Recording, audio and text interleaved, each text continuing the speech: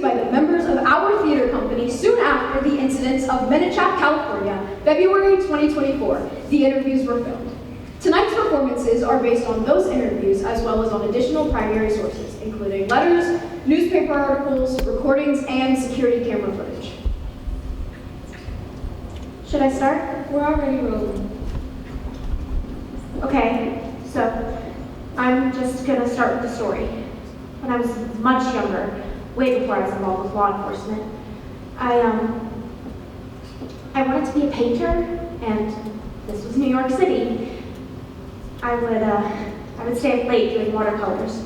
I'd stay up until 3, 4, 5 in the morning. And that's how I noticed I had this neighbor.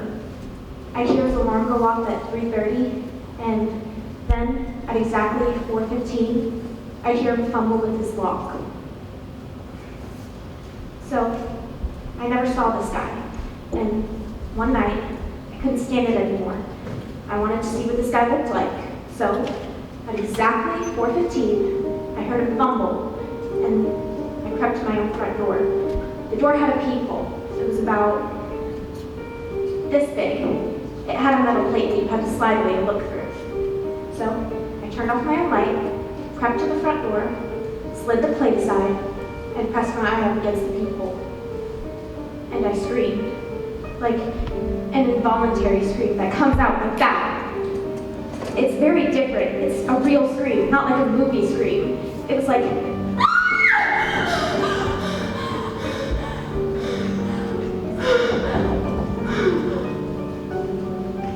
so I fall back against the bathroom door, huge commotion as I hit the ground, because what had happened was I saw an eye. He was looking in at me. I'm on the floor, and I just freeze. Then, from the other side of the door, I heard him fumble with his lock and pick up his keys and start down the stairs. Now, I had to see what this guy looked like, so I crept to my other front door, pressed myself against the peephole once again, and there it is. That eye. Again. It's mine. The reflection of my own eye. I realized it just in time to see this freaked out postman heading down the stairs. And that was the most scared I've ever been. It was just me scaring me. The only other time I heard that scream, what a real scream sounds like, is when I heard 241 people make it all at once. I told that story to Candelaria, and she said, "You're missing part of the lesson. There's more than one thing that scared you. It was mostly about being startled, but what's the first thing you did? You turned off the light switch. People are naturally scared of the dark."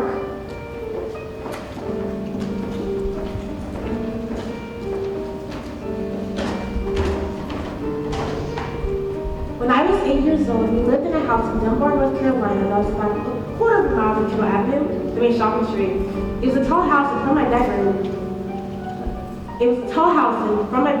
on the 4th floor, you could see a billboard. It was an ad for Diet Coke. In the picture, 2 guys and a girl were climbing around, but exaggerated. They're posing for each other. I love that billboard. To me, it was a picture of infinity. Models acting like people, acting like models. It was the first time I encountered recursion, something that bends back into itself, that refers to itself and so becomes a loop.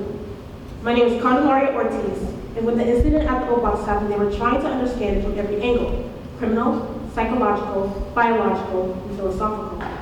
That's why they brought me in. I have this picture. We were on our way to church, and everybody looked so nice that I lined us up with a timer and took one.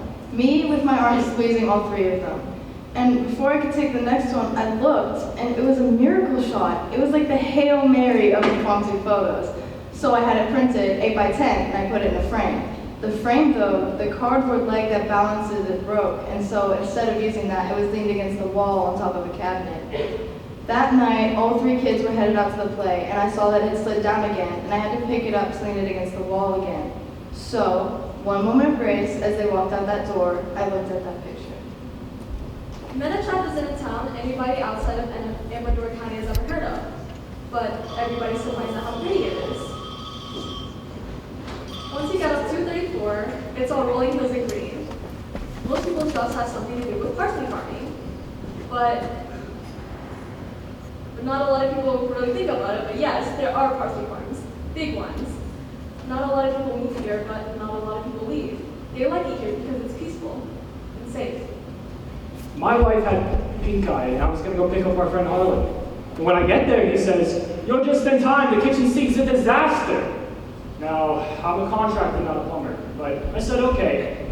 After 5 minutes, I said, it's either going to be the clog or the show. You okay blowing off the show? And he said, sure, then we could look up a drink right afterwards. And I said, okay, but we're going to pretend that we went to the show.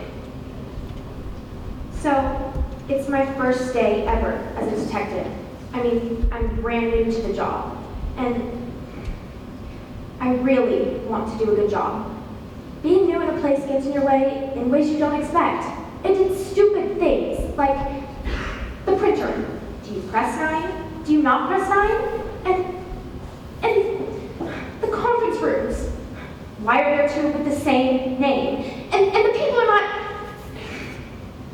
Just edit this out, please. The people are not as nice to me as I would be in their situation. And I can't even tell where the paper goes in this stupid printer. It was a fax machine. So, for the most part, I'm thinking, how can things get worse? And then the incident starts. And things get worse, and worse, and worse. Mary Riggle and I are on the ridge, below the oak box, just talking to the world. And suddenly, there's this crazy loud sound. It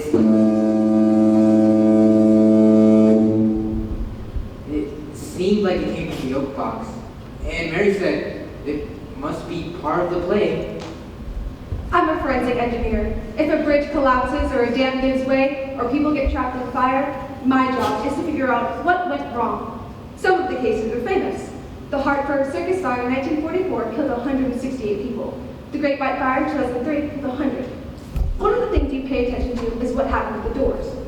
There was a famous fire in Chicago in 1903, the Iroquois Fire. It was right after Christmas, and so kids were out of school and the whole theater was full of families. All 3 levels hadn't even standing around a second. Well, a curtain caught on fire, and what happened was, the first people to reach the doors realized half a second too late that the doors opened in. The people behind them were panicked, crowded them, so they weren't able to get the doors open because they were pressed with the hinges going the wrong way. When you look at a door that traps someone, you always find scuff marks halfway up the door because the impulse is to kick. If there's more time, you'll find dents, sometimes big ones where someone grabbed their fire extinguisher or dresser, something heavy.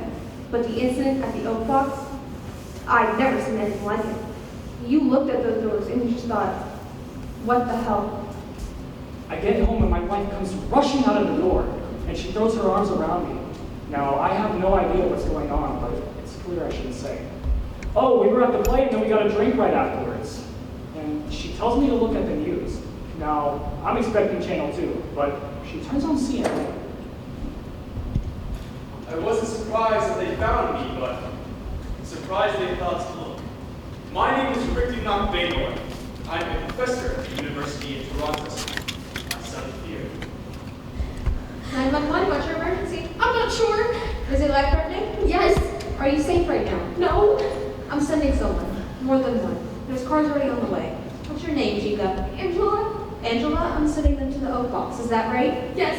And there's a play tonight. The high school's doing a play. Is that where you are? Yes. In the theater? Yes. And somebody's hurt? Everybody. Who's that again? Where are you in the theater? I'm just standing on stage. Take a very, very deep breath. Hold it. It didn't make any sense. All of a sudden, this tiny town is the site of a tragedy no one's ever seen or heard of. We only had a few events for the timeline. We know that everyone's fine at 11 after 8 because that's when the usher texts her older brother to pick her up after the show.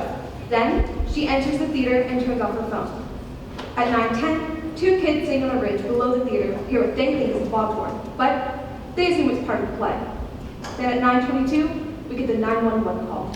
A girl named Angela Blur, who it turns out is the only person still conscious. When we get her out of there, she won't talk. She either doesn't know what happened or she's too scared to say it. The oak box was international news. I was hiking the hills near Clovis, New Zealand when I heard about it. People fallen unconscious. Indicated that was key. I had to put the dots. First, I thought, how horrible. And then I thought, there it is. There's our proof. I didn't find out about it until morning, when it was on every single channel. I had that weird feeling you get when you see something on TV that's right on your neighborhood. The oak box? Again? There's no way this is a coincidence. Everyone was like, that was 78 years ago, but I remember thinking, I don't care if it was 78 years ago. One theater, two tragedies, there's got to be a connection. Menachem Harold, March 19, 1946. Bond measure 2A, funding to build a new theater palace on Center Bluff, recently passed with 54% of the vote. According to Mayor Roger Whiteman, we intend to use the money to construct a building that will attract visitors from all over the country. The search for an architect is set to begin immediately. From architect Brandon Hill Life Planning Bid, the theater will have soaring spaces, fly spaces where the scenery can be pulled up out of view. My plan extends the for flight. My hope is that the building will be known far and wide as Menachem Angel. Menachem Harold, April 1st, 1947. Ground was broken yesterday on the Menachem Civic Theater, our city's 700-seat theater. Mayor Roger Whiteman overturned the ceremonial first shovel of earth and then declared that the new theater would be a boon to our economy and even more to our spirits. Letter from Norman Pike to Adelaide Pike, April 3rd, 1947.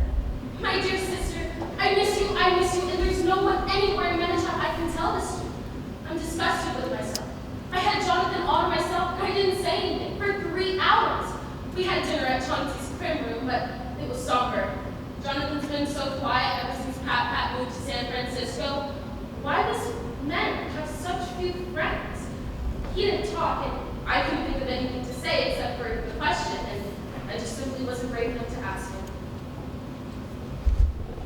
Menachem Harold, April 4th, 1947. 3 days in, construction was halted on the Menachem Civic Theater. According to Foster Waddingham, chief engineer, gymnastic techniques have shown that the granite bedrock on Center Bluff is twice as thick as previously believed. Our plans call for dressing rooms below ground, as well as state machinery, such as trapdoors. This delay will be a few weeks at most. Norman Pike to Adelaide Pike, May 25th, 1947. He said yes! Oh, Adelaide, I can't tell you how happy I am. Saturday night, we walked up on the bluff and stared at the lights of the ships. And when he turned away, I bent down on one knee and held out grandfather's wedding band. He said, "What are you doing?" I said, "What does it look like I'm doing?" He said, "That's not how it's done." I said, "Jonathan, we're going to be married for at least 50 years. No one needs to know how it began."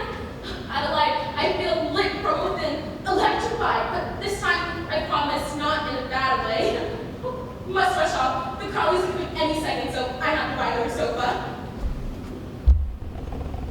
Menachem Harold, May 31st, 1947. Local boy vanishes.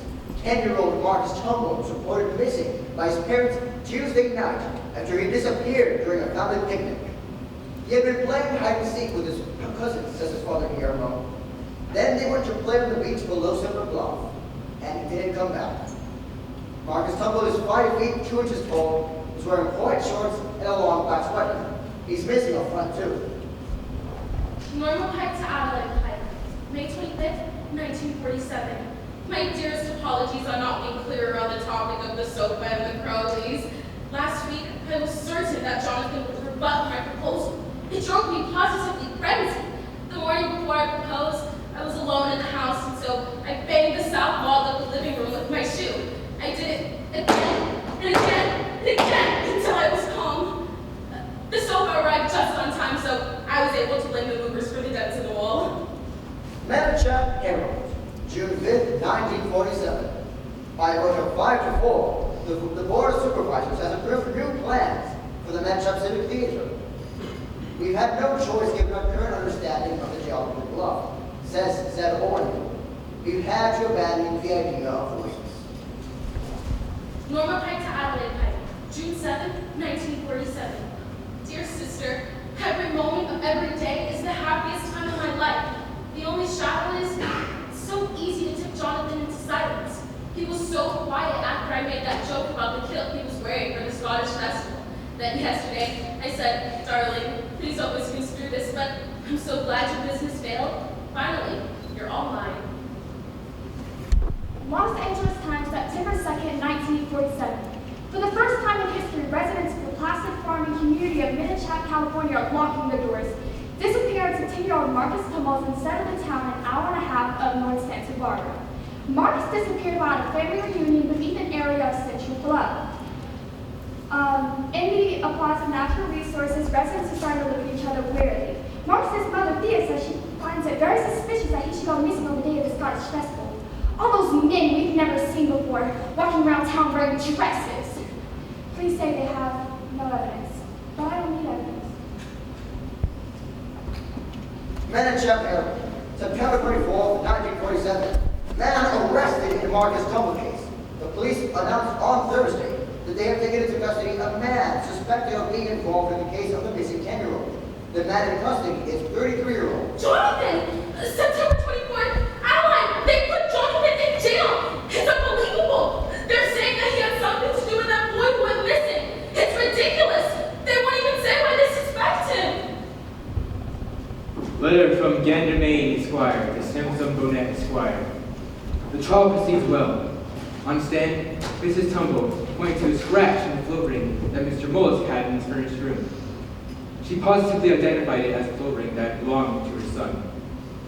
However, she is not only ally. Watch the jury as they watch Miss Pike. When her fiancé grimaces, she grimaces. When he looks downcast, so does she. She impeaches herself as a character witness. She will be desperate to testify on his behalf. We must not appear too eager. Excerpt from the trial at the courthouse by the sea. Cross-examination of Jonathan Mullis. So, the float ring that I'm holding here. You claim that you picked it up on the beach. Is that right? Yes. Why would you do that? I don't know. I just did. Were you afraid you might drown? No.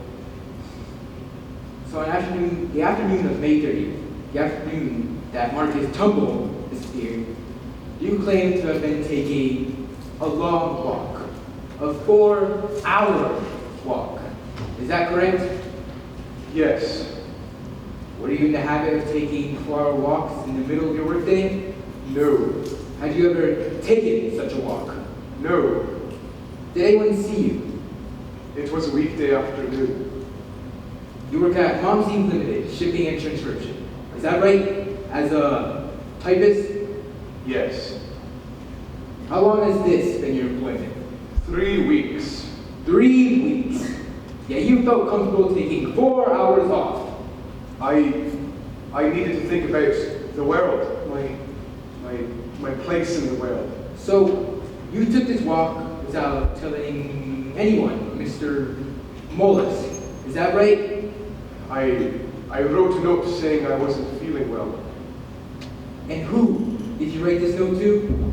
I meant to give it to Mr. Clark, my supervisor, but I found it later in my own pocket. Manachap Herald, November 12, 1947. Verdict announced. Swift justice.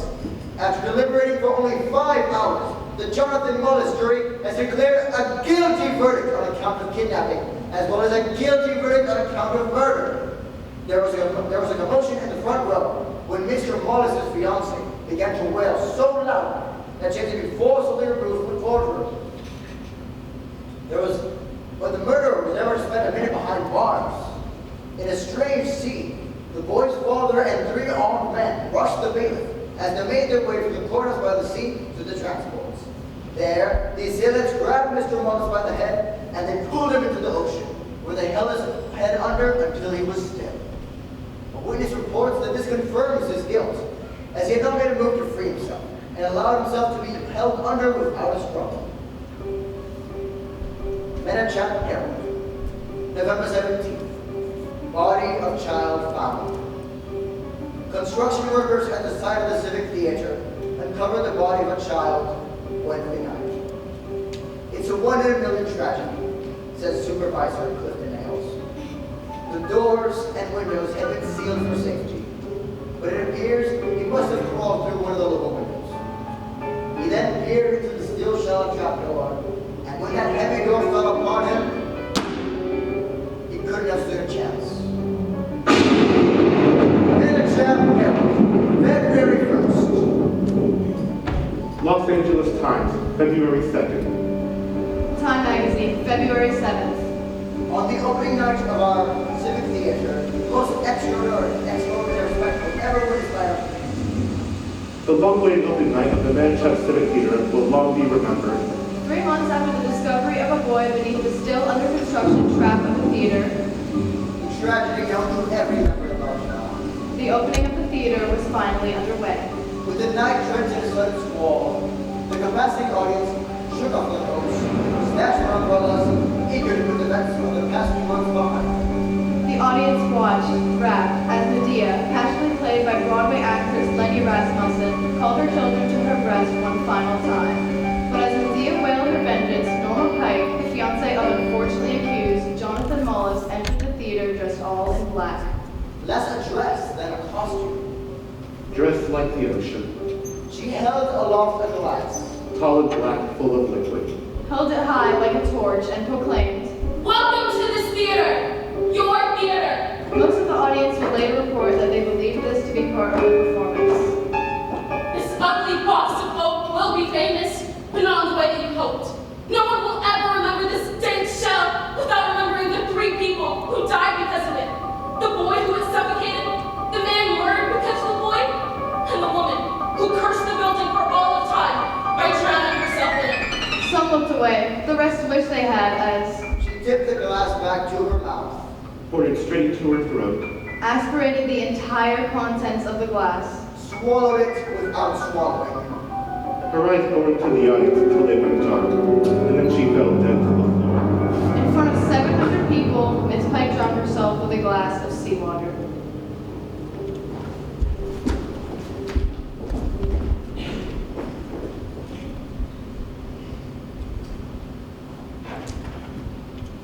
Page 71 of Haunted California by Naomi Sanderson. In the years of triple tragedy, millions of people, high school sweethearts, schoolboy daredevils, have all looked through the modern microscope through the window and seen a figure. Some say it's a child, trapped, afraid. Others say it's an outline of a man, eyes closed, resigned. And in the rare occasions that the storm watchers feel resignable, they see the shadow light illuminating of a woman striking lightning. She holds a summer green glass and smiles. Take a drink. After the old box incident, one of the things he wanted to know was, why Menachap? Why the old box? My theory was that they may have chosen a place where there was a fear built in, just like leaving the building. Everyone in town knows the story of River Pike, but it's a local tragedy. On an impulse really, I googled scary theaters. It's the top result. 4 terrifying theaters. Princess Theater, Melbourne, Australia. Manila Film Center, Pasay City, Philippines. Theater Royale, Drury Lane, London. And there it was. 4th out of the 4. The Oak Box, Menachap, California.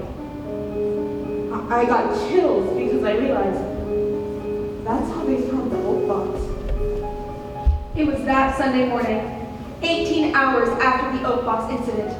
236 audience members and 5 members of the cast on the ground. Breathing, thank God, but 2 mysteries. What happened to these people? That was the main question, of course, and second was the doors. How do we make sense of those doors? Could you tell us your name, please? I'm Abhishek Lenser. I'm the Chief Forensic Engineer with the California Department of Infrastructure. Efren Salas. I'm a firefighter with Station 41, Menachap County. My name is Lisa Puente. I'm a youth faculty very quickly. I was the first one to the theater that night. I saw the girl on stage. I carried her out. When I picked her up, she said the thing we couldn't quite figure out. 4 words. The first thing I noticed about the bodies was the absence of what's called relative resonance. It's the tendency of people who knew each other in life and tragic situations to cluster. After a fire, you'll find the bodies of friends holding one another, or a parent will wrap around a child. But the bodies in the oak box were different.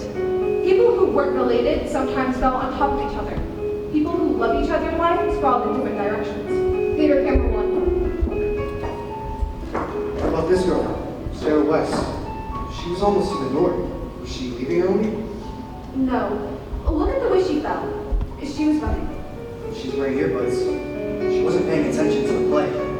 Can you tell what she was listening to?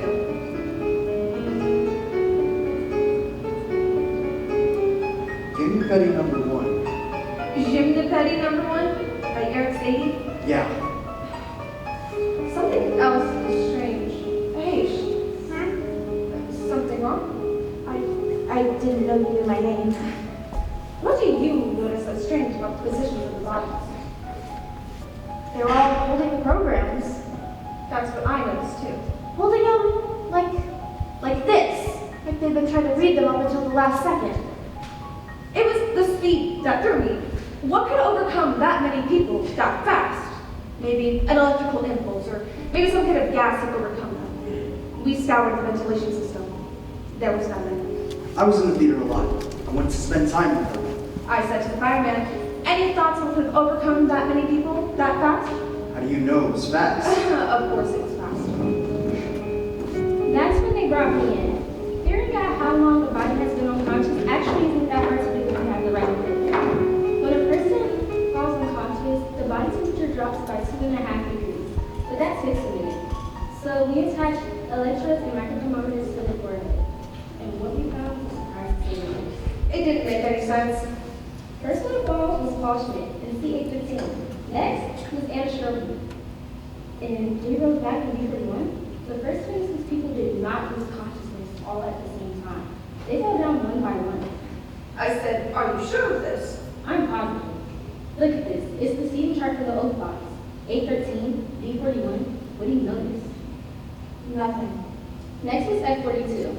So, front row, aisle, then the other side of the aisle. Then we was Raji at L19.